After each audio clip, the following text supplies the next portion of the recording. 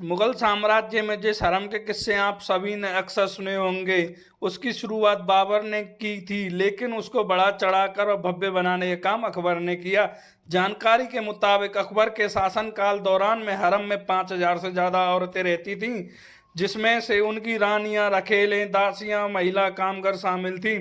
अरबी भाषा में हरम शब्द का मतलब पवित्र स्थान से है। इस स्थान में केवल बादशाह को जाने की ही अनुमति थी। हरम में रहने वाली महिलाओं को हमेशा पर्दे में रहना पड़ता था।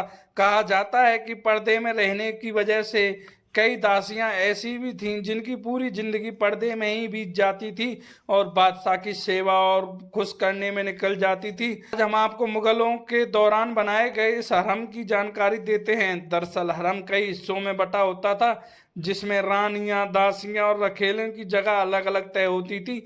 विशेषकर जो महिला बादशाह को खूब पसंद आती थी, उनके लिए एक अलग कमरा होता था। हरम में रहने वाली औरतों को बाग बगीचे संवारना, चमकदार पर्दे की व्यवस्था करना व आदि कामकाज की जिम्मेदारी दी जाती थी। हरम के अंदर बादशाह के अलावा किसी अन्य मर्द को जाने की इजाज़त नहीं थी।